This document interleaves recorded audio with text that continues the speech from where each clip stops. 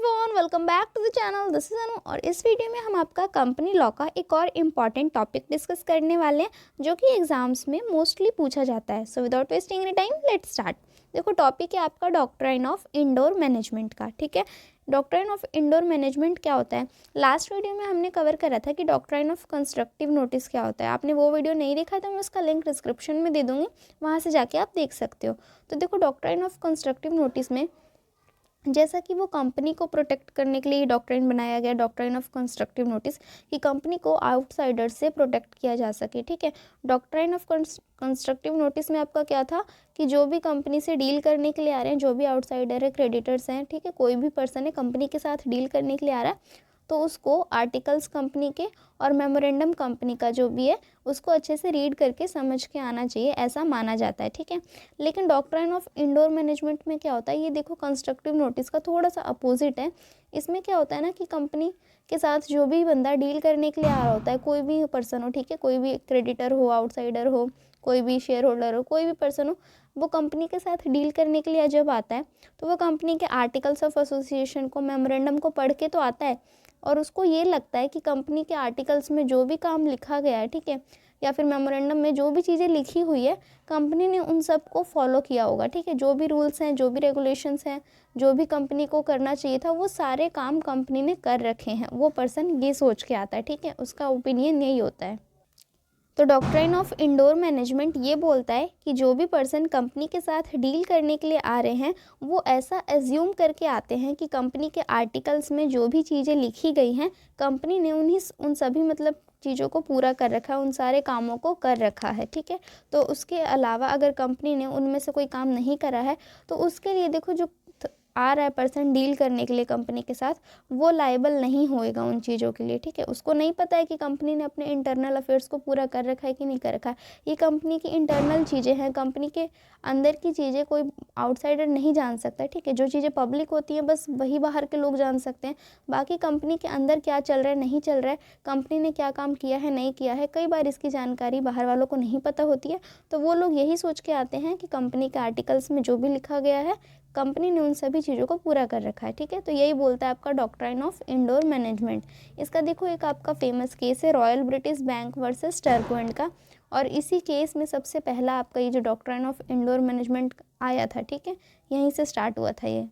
इस केस में कंपनी के जो भी डायरेक्टर्स थे, ठीक है, उन्होंने एक बॉन्ड इशू करा था मिस्टर टर्कवेंट को। ठीक है, कंपनी के डायरेक्टर्स ने एक बॉन्ड इशू किया वो मिस्टर टर्कवेंट को, और कंपनी के देखो जो आर्टिकल्स ऑफ एसोसिएशन होता है उसमें लिखा गया था कि देखो जो डायरेक्टर्स हैं वो बॉन्ड तभी इशू कर सकते हैं जब वो कंपनी की जनरल मीटिंग में रिजोल्यूशन पास करेंगे। ठीक है, मतलब कंपनी की जब शेयर होल्डर्स के साथ में जनरल मीटिंग होती है, उस मीटिंग में अगर बोर्ड ऑफ डायरेक्टर्स, कंपनी के जितने भी बोर्ड ऑफ डायरेक्टर्स हैं, वो अगर एक रिजोल्यूशन पास करते हैं, उसके बाद ही वो बॉन्ड इशू कर सकते हैं किसी को भी। ठीक है, लेकिन इस केस में क्या हुआ था, जो डायरेक्टर्स थे उन्होंने जनरल मीटिंग में कोई भी रिजोल्यूशन पास नहीं करा और बिना रिजोल्यूशन पास करे एक बॉन्ड इशू कर दिया मिस्टर टर्कवेंट को। ठीक है, तो यहाँ पे क्या हुआ, फिर जो मिस्टर टर्कवेंट थे वो जब अपना बॉन्ड क्लेम करने के लिए आए तो कंपनी ने उन्हें बॉन्ड का जो भी क्लेम था देने से मना कर दिया। ठीक है, तो फिर उन्होंने सूट फाइल करा केस में मिस्टर टर्कवेंट ने,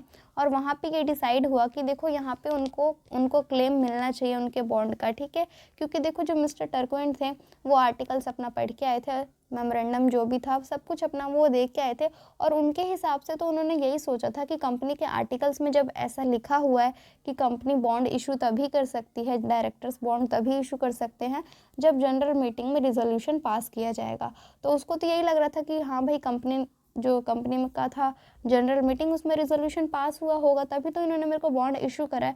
तो यहाँ पे मिस्टर टर्कवेंट का कोई भी फॉल्ट नहीं था, तो यहाँ पे कोर्ट ने ये डिसाइड करा था कि यहाँ पे हम टी के फेवर में रहेंगे, टर्कवेंट के फेवर में रहेंगे। ठीक है, क्योंकि यहाँ पे doctrine of indoor management apply होता है। आपको डॉक्ट्राइन ऑफ इंडोर मैनेजमेंट समझ में आ गया होगा कि एक्चुअल में ये क्या होता है। नहीं है तो आप एक बार फिर से वीडियो को रिस्टार्ट करके देख सकते हो। ठीक है, न्यू टॉपिक है तो आपको समझने में थोड़ी प्रॉब्लम हो सकती है, लेकिन देखो ये जो डॉक्ट्राइन ऑफ इंडोर मैनेजमेंट है इसके कुछ एक्सेप्शंस हैं जहाँ पे ये एप्लीकेबल नहीं होता है। वो कौन से एक्सेप्शंस है वो देखो। सबसे फर्स्ट है आपका कि जहाँ पे इरेगुलरिटी होती है, knowledge of irregularity, where the outsider had knowledge of irregularity. यहाँ पे देखो क्या होता है, यहाँ पे देखो जो भी पर्सन कंपनी के साथ डील करने के लिए आ रहा है, ठीक है, और उसको पहले से ही पता है कि कंपनी ने ये काम नहीं किया होगा या फिर कंपनी ने ये काम किया ही नहीं है, और लेकिन वो फिर भी कंपनी के साथ डील कर लेता है, ठीक है। जैसे सपोज़ करो वो आया कंपनी के साथ डील करने के लिए, आर्टिकल्स वगैरह में वो पढ़ के आया था कि ये काम कंपनी को करना है, लेकिन उसको पता चलता है कि कंपनी ने ये काम नहीं कर रखा है, ठीक है, नहीं किया होगा, लेकिन वो फिर भी डील कर लेता है कंपनी के साथ। तो यहाँ पे डॉक्ट्राइन ऑफ इंडोर मैनेजमेंट का बेनिफिट वो नहीं ले सकता है, क्योंकि जब उसको क्लियरली पता था कि कंपनी ने ये काम किया ही नहीं है तो वो क्यों कॉन्ट्रैक्ट में एंटर कर रहा है, ठीक है। यहाँ पे उसी की गलती होती है। तो यहाँ पे इस केस में भी doctrine of indoor management apply नहीं होता है। सेकेंड आता है कि नो नॉलेज ऑफ आर्टिकल्स। यहाँ पे देखो जो भी पर्सन आ रहा है कंपनी के साथ डील करने के लिए, उसको कंपनी के आर्टिकल्स का नॉलेज ही नहीं है, उसने कंपनी के जो आर्टिकल्स ऑफ एसोसिएशन है उसको रीड भी नहीं किया, ना समझा, ना कुछ भी उसे नहीं पता है, ठीक है। तो यहाँ पे उसकी गलती है, उसको पहले पढ़ के आना चाहिए था। अगर कंपनी ने उसमें से कोई काम नहीं किया तो तब तो वो डॉक्ट्राइन ऑफ इंडोर मैनेजमेंट का बेनिफिट ले सकता है, लेकिन यहाँ पे उसने जब पहले रीड ही नहीं करा है आर्टिकल्स को, तो वो कैसे बेनिफिट लेगा डॉक्ट्राइन ऑफ इंडोर मैनेजमेंट का। तो यहाँ पे भी एप्लीकेबल नहीं होता है डॉक्ट्राइन ऑफ इंडोर मैनेजमेंट, ठीक है। थर्ड आता है आपका फॉर्जरी। फॉर्जरी का मतलब देखो क्या होता है कि आप किसी के डुप्लीकेट सिग्नेचर्स कर लेते हो या डुप्लीकेट डॉक्यूमेंट्स बनवा लेते हो, फॉल्स डॉक्यूमेंट्स होते हैं, फॉल्स सिग्नेचर होते हैं, ठीक है। तो अगर कोई पर्सन ऐसे फॉर्ज डॉक्यूमेंट्स लेके आता है, उन पे रिलाई करता है, तो यहाँ पे भी इंडोर मैनेजमेंट का अप्लाई नहीं होता है, ठीक है। एक एग्जाम्पल देखो कंपनी के किसी पर्सन ने ना शेयर्स इशू करे, ठीक है, और उस शेयर्स पे डायरेक्टर्स के साइन होने थे, लेकिन उसने डायरेक्टर्स से साइन ना करवा के खुद से ही अपना डुप्लीकेट साइन कर दिए बोर्ड ऑफ डायरेक्टर्स के, ठीक है, और उसने शेयर इशू कर दिए। अब जब कोई भी पर्सन उस शेयर को आएगा कंपनी के पास उससे पैसे क्लेम करने के लिए, ठीक है, तो यहाँ पे देखो doctrine of indoor management apply नहीं होगा, क्योंकि यहाँ पे जो आपके बोर्ड ऑफ डायरेक्टर्स थे उनके साइन होने थे, लेकिन उनको तो पता तक नहीं है कि शेयर्स भी इशू हैं, और उनके झूठे साइन, उनके फॉल्स सिग्नेचर करके किसी ने वो शेयर्स इशू करे हैं। तो यहाँ पे देखो जो डायरेक्टर्स हैं उनको बिल्कुल भी नॉलेज नहीं है इस बात का, तो वो कैसे क्लेम कर सकते हैं पैसा। जो भी बंदा आएगा यहाँ पे क्लेम करने के लिए उन शेयर्स का पैसा, तो यहाँ पे वो डॉक्ट्राइन ऑफ इंडोर मैनेजमेंट का बेनिफिट नहीं ले सकता है, ठीक है। नेक्स्ट आता है आपका नेग्लिजेंस। नेग्लिजेंस में देखो क्या होता है, जब आपको कोई भी पर्सन कंपनी के साथ डील करने के लिए आ रहा है, ठीक है, और वो यहाँ पे पता कर सकता है कि कंपनी ने ये काम किया है या नहीं किया है, जो भी उसके आर्टिकल्स में लिखा हुआ है, ठीक है, लेकिन वो ट्राई भी नहीं करता है पता करने का, जबकि उसके पास इतनी पावर होती है कि वो पता कर सकता था कि कंपनी के आर्टिकल्स में जो भी काम लिखा हुआ है कंपनी ने वो किया कि नहीं, और वो जानबूझ के कुछ भी पता नहीं करता है, ऐसे ही डायरेक्टली कॉन्ट्रैक्ट में एंटर कर जाता है, डील कर लेता है कंपनी के साथ। तो यहाँ पे भी वो डॉक्ट्राइन ऑफ इंडोर मैनेजमेंट का बेनिफिट नहीं ले सकता है, ठीक है, क्योंकि यहाँ पे उसके पास मौका था पता करने का, लेकिन उसने अपनी गलती करी है यहाँ पे।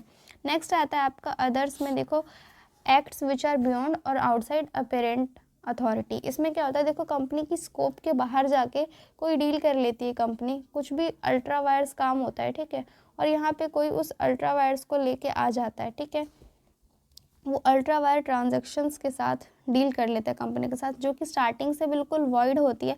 जब वो बिल्कुल स्टार्टिंग से ही वॉइड होता है अल्ट्रा वायर, मैंने आपको बताया था लास्ट वीडियो में कि अल्ट्रा वायर जो आपकी ट्रांजैक्शंस होती है वो बिल्कुल स्टार्टिंग से वॉइड होती है, उनका कोई मतलब ही नहीं होता है। तो यहाँ पे इस केस में भी डॉक्ट्राइन ऑफ इंडोर मैनेजमेंट का बेनिफिट कोई भी नहीं ले सकता है, ठीक है। जब अपनी स्कोप के बाहर जाके, अपने पावर्स के बियॉन्ड जाके कोई काम कर लेता है बंदा, कोई भी ट्रांजेक्शन करता है, ठीक है, तो वहाँ पे वो डॉक्ट्राइन ऑफ इंडोर मैनेजमेंट का बेनिफिट नहीं ले सकता है, ठीक है। तो ये आपका पूरा डॉक्ट्राइन ऑफ इंडोर मैनेजमेंट का टॉपिक था, ठीक है। इसमें ये जो टर्कुएंट वाला केस है ये आप ज़रूर लिख के आना अगर ये क्वेश्चन आता है एग्जाम में, ठीक है। और इसको डॉक्ट्राइन ऑफ इंडोर मैनेजमेंट को टर्कुएंट्स रूल भी बोलते हैं। तो अगर एग्जाम में टर्कुएंट रूल पूछता है तो कंफ्यूज मत होना, वो यही पूछ रहे हैं, doctrine of indoor management. I hope आपको सब कुछ अच्छे से समझ में आ गया होगा। अगर कोई भी डाउट है इन टॉपिक्स में से तो आप कमेंट सेक्शन में पूछ सकते हो, और वीडियो अच्छा लगा हो तो वीडियो को लाइक कर देना, चैनल पे फर्स्ट टाइम आए हो तो चैनल को सब्सक्राइब करके जाना।